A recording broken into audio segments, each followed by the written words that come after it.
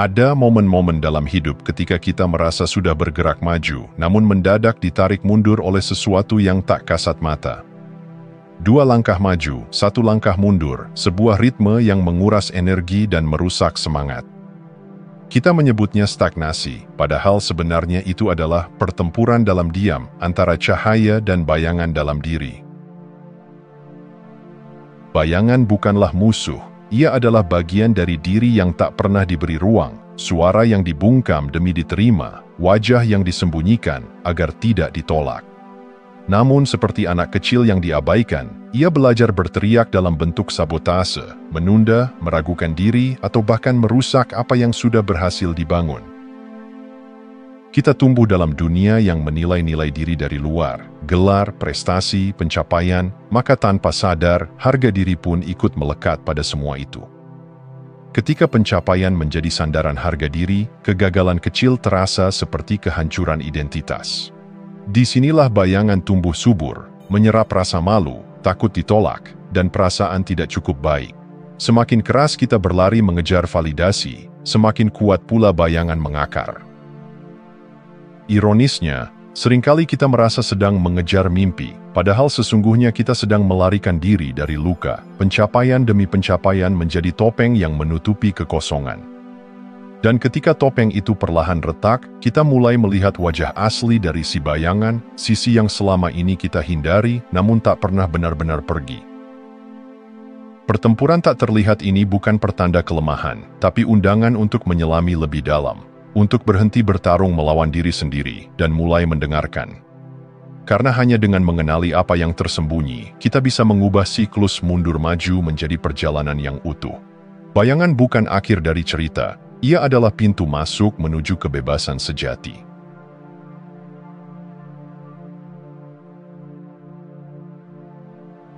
Bayangan tidak muncul tiba-tiba. Ia terbentuk perlahan, sejak masa ketika dunia terasa terlalu besar dan kita terlalu kecil untuk dipahami. Carl Jung menyebutnya shadow self, sisi diri yang ditolak, ditekan, dan diasingkan karena dianggap tak pantas, tak layak, atau terlalu berbahaya untuk ditampilkan. Sejak kecil, kita belajar menyesuaikan diri, tertawa ketika diminta, diam ketika marah, dan menyembunyikan air mata agar tidak dicap lemah. Dari orang tua, guru, hingga lingkungan sosial, kita menangkap sinyal tentang apa yang boleh dan tidak boleh menjadi diri kita. Bagian yang tidak sesuai dengan harapan orang lain perlahan kita sembunyikan hingga akhirnya terlupakan. Namun terlupakan bukan berarti lenyap. Bayangan tumbuh dalam senyap. Ia menjadi cermin luka-luka lama yang belum sembuh, perasaan ditolak, tidak cukup, atau harus menjadi baik untuk dicintai. Semakin keras kita berusaha menjadi versi ideal yang diterima, semakin jauh pula kita menjauh dari keaslian. Dan tanpa sadar, hidup dewasa kita pun mulai dikendalikan oleh sisa-sisa luka masa kecil yang belum pernah diberi ruang untuk bicara. Dalam dunia luar, kita tampak baik-baik saja, mungkin bahkan sukses dan dikagumi. Namun di dalam, ada bagian diri yang merasa marah, cemas, atau tidak pernah cukup, meski segala pencapaian telah diraih. Itulah suara bayangan yang belum dikenali, bagian dari kita yang menunggu untuk dimengerti, bukan dikendalikan. Mengenal sang bayangan bukan tentang menggali luka untuk menyalahkan masa lalu, tetapi tentang melihat akar dari reaksi-reaksi kita hari ini. Mengapa kita merasa tersinggung, mengapa kita takut gagal, dan mengapa kita sulit memaafkan diri sendiri. Semua itu seringkali berasal dari luka yang belum selesai. Saat kita mulai mengenali jejak luka yang tertanam di masa kecil, kita tidak lagi menjadi budak dari masa lalu. Kita membuka pintu untuk menjadi manusia yang lebih utuh, bukan karena kita sempurna, tapi karena kita berani hadir sepenuhnya dengan seluruh cerita yang membentuk diri kita.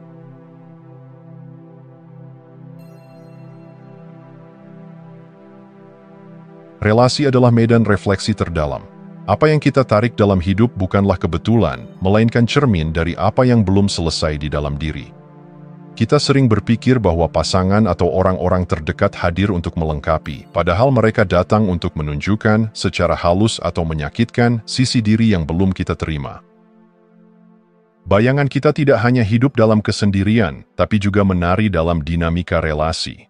Ketika kita merasa terganggu oleh sikap pasangan, teman, atau keluarga, seringkali itu bukan tentang mereka, tetapi tentang bagian diri kita yang belum damai. Kita mungkin tergila-gila pada seseorang yang percaya diri, padahal dalam diri sendiri kita menolak sisi yang berani bersinar. Atau kita kesal pada orang yang terlalu ekspresif, karena sejak kecil kita diajarkan untuk menahan diri. Relasi mempertemukan maskulin dan feminin, dua energi yang hidup dalam setiap manusia, bukan soal gender.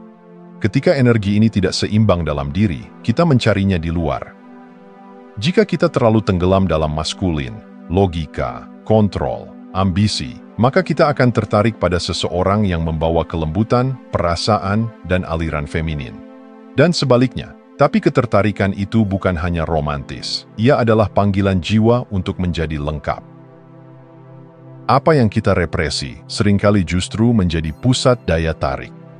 Kita mencintai orang yang berani mengatakan tidak karena kita sendiri kesulitan melakukannya. Kita kagum pada spontanitas karena kita terbiasa menahan. Setiap relasi menjadi panggung di mana bayangan menampilkan dirinya, kadang lembut, kadang mengguncang. Namun ini bukan tentang menyalahkan atau menggantungkan transformasi pada orang lain. Ini tentang keberanian untuk bertanya, apa yang sedang ditunjukkan hidup kepadaku melalui orang ini? Ketika kita melihat relasi sebagai cermin, bukan sebagai pelarian, maka setiap konflik menjadi undangan untuk menyadari. Setiap ketertarikan menjadi petunjuk akan potensi tersembunyi yang menanti untuk dikenali. Kita tidak hanya menarik apa yang kita inginkan, kita menarik apa yang kita butuhkan untuk tumbuh, termasuk bagian dari diri sendiri yang selama ini kita tolak.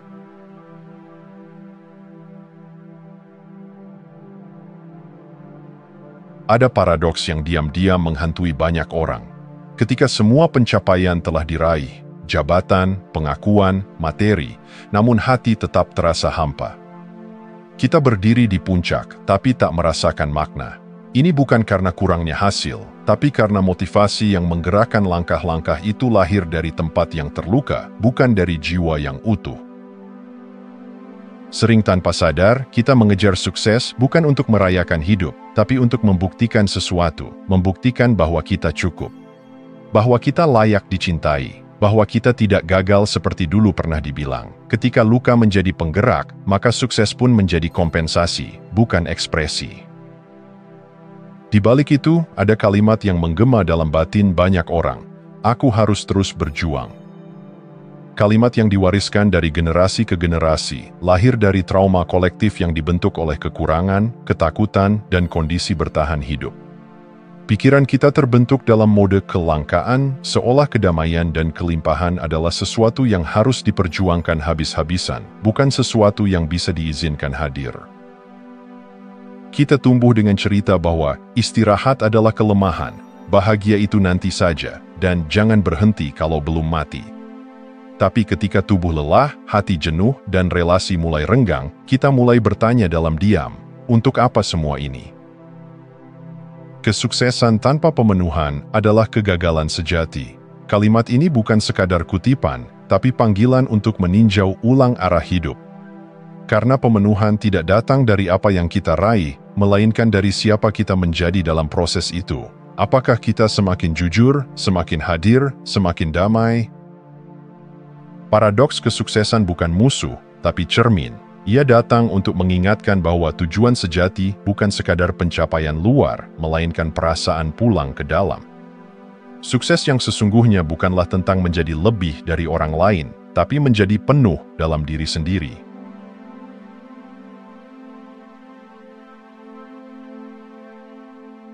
Segala perubahan yang bertahan lama selalu dimulai dari satu tempat, yaitu identitas. Siapa yang kita percaya sedang kita perankan dalam hidup ini akan menentukan arah pikiran, pilihan, dan tindakan kita. Seringkali, orang berusaha mengubah hidup dari luar dengan strategi, rutinitas, atau target baru. Namun tanpa perubahan identitas, semua itu menjadi seperti menanam benih di tanah yang belum digarap, bertumbuh sebentar, lalu mati. Kita terbiasa hidup dari paradigma having, doing, being. Jika aku memiliki sesuatu, uang, waktu, dukungan, maka aku bisa melakukan sesuatu, dan akhirnya aku bisa menjadi seseorang. Tapi sesungguhnya arah itu terbalik. Kehidupan yang sejati mengalir dari being, doing, having. Siapa kita memilih untuk menjadi, itulah yang menggerakkan cara kita bertindak, dan dari sana segala hal mulai berdatangan. Identitas bukanlah label, tapi vibrasi batin. Saat kita merasa sebagai korban, maka hidup pun menghadirkan skenario untuk membenarkan peran itu. Saat kita melihat diri sebagai pencipta, maka pintu kemungkinan terbuka satu persatu, bahkan dari arah yang tak terduga. Hidup merespons bukan hanya tindakan kita, tapi juga frekuensi siapa kita. Namun menjadi diri sejati tidak berarti kembali ke masa lalu dan mencoba menghidupkan versi lama diri. Itu justru berarti menanggalkan peran-peran yang tidak lagi otentik, peran yang kita pakai demi diterima, dipuji, atau tidak ditinggalkan. Menjadi diri sejati adalah keberanian untuk hidup tanpa topeng, tanpa sandaran pengakuan luar. Dan saat identitas kita mulai selaras dengan visi terdalam, bukan luka, bukan ego, tapi keheningan yang tahu arah, hidup menjadi lebih jernih. Kesempatan yang dulunya tampak tidak ada mulai muncul, relasi yang lebih dalam mulai terbentuk, rasa cukup tumbuh, bukan karena kita sudah sampai, tapi karena kita sudah pulang. Kunci transformasi sejati bukan berada di luar.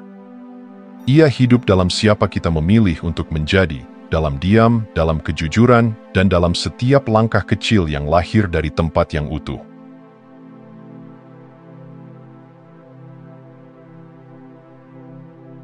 Bayangan tidak bisa dihapus, ia hanya bisa disinari. Shadow work bukan tentang melawan kegelapan, tapi tentang mengizinkannya dilihat, didengar, dan dipahami. Ketika kita berhenti menyangkal sisi-sisi gelap dalam diri dan mulai mengamatinya tanpa penghakiman, sesuatu yang ajaib terjadi. Kesadaran mulai mengambil alih peran ego.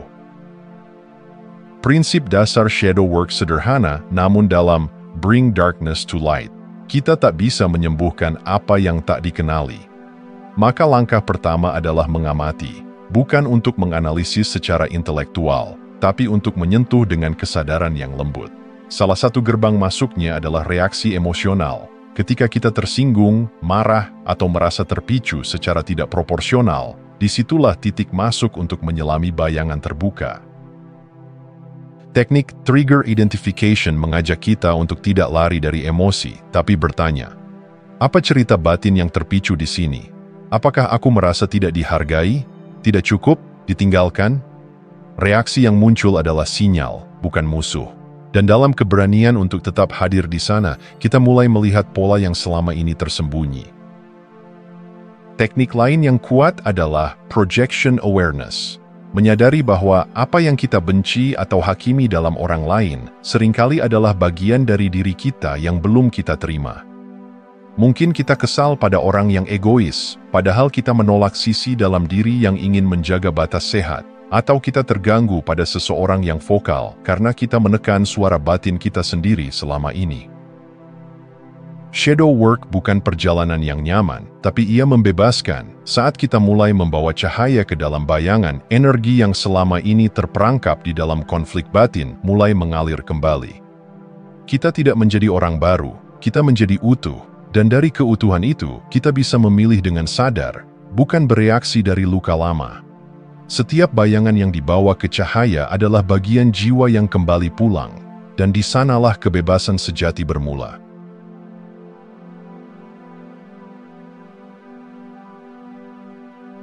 Seringkali kita begitu takut pada bayangan dalam diri, karena ia tak berbentuk.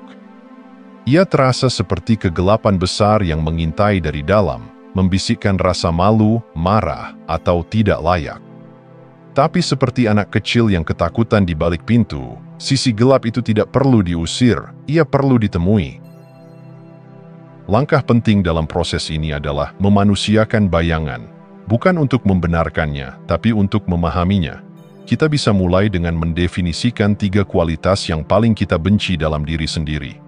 Apakah itu pemalas, pemarah, atau penakut? Beranilah menatapnya tanpa defensif. Karena di balik kualitas itu, selalu ada cerita tentang luka yang belum dipeluk, tentang kebutuhan yang lama tidak terpenuhi. Lalu, beri mereka nama, personifikasikan. Mungkin si pemalas adalah anak kecil yang ingin istirahat karena dulu dipaksa terus-menerus berprestasi. Mungkin si pemarah adalah penjaga yang mencoba melindungi harga diri yang sering diremehkan. Beri bentuk. Bayangkan bagaimana wajahnya, suaranya, bahkan posturnya. Biarkan mereka tidak hanya menjadi kabut gelap di dalam, tapi sosok yang bisa diajak bicara, bahkan diajak damai. Setelah itu, izinkan mereka hadir dalam dosis kecil dan aman. Mengekspresikan bayangan 10 hingga 20% dalam kehidupan sehari-hari, dengan sadar bisa menjadi jalan keluar dari represi yang menyiksa. Misalnya, memberi ruang untuk berkata tidak meski membuat orang lain kecewa, atau membiarkan diri istirahat tanpa rasa bersalah, atau mengekspresikan kemarahan secara sehat tanpa menyakiti. Ketika kita memberi nama, bentuk, dan ruang pada sisi-sisi ini, kita tidak melemah, kita justru menguat. Karena tidak ada lagi energi yang terbuang untuk menekan dan menyembunyikan. Tidak ada lagi bagian dari diri yang dipenjara dalam penolakan. Memanusiakan bayangan adalah langkah spiritual. Ini bukan sekadar latihan psikologis, tapi tindakan cinta, membuka pelukan untuk bagian-bagian diri yang paling lama terasingkan. Dan dalam pelukan itu, kita mulai merasa utuh kembali.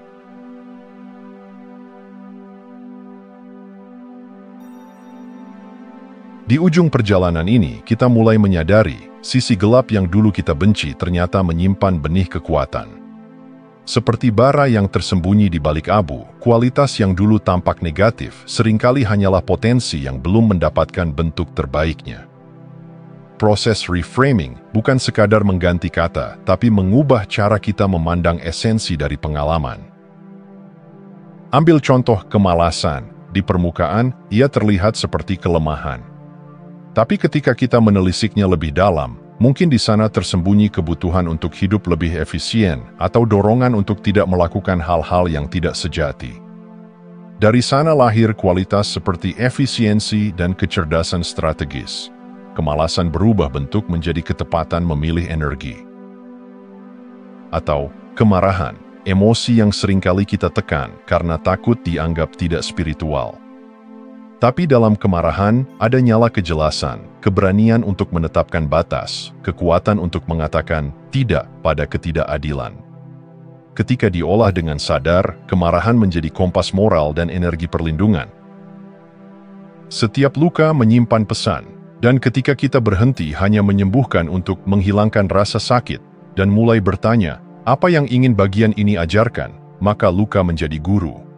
Disinilah kita menemukan bahwa shadow work bukan hanya tentang kembali menjadi utuh, tapi juga menemukan potensi terdalam kita yang semula tersembunyi di balik penolakan.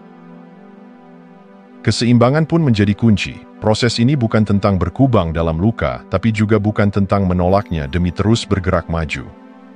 Ini tentang menatap luka dengan mata welas asih, lalu beralih fokus pada benih kekuatan yang ia tinggalkan. Refleksi dan transformasi berjalan bersisian, satu menatap ke dalam, yang lain melangkah ke depan. Pada akhirnya, kualitas yang dulu kita tolak seringkali adalah potongan dari jiwa kita yang paling jujur. Dan ketika kita menerima, memahami, dan mengubahnya, kita tidak hanya sembuh, kita berkembang. Bukan menjadi versi baru dari diri, tapi kembali menjadi diri yang utuh, yang tak lagi takut pada bayangannya sendiri. Terima kasih sudah menonton. Jangan lupa like, komen, dan subscribe untuk dukung channel ini terus berkembang. Sampai jumpa di video selanjutnya.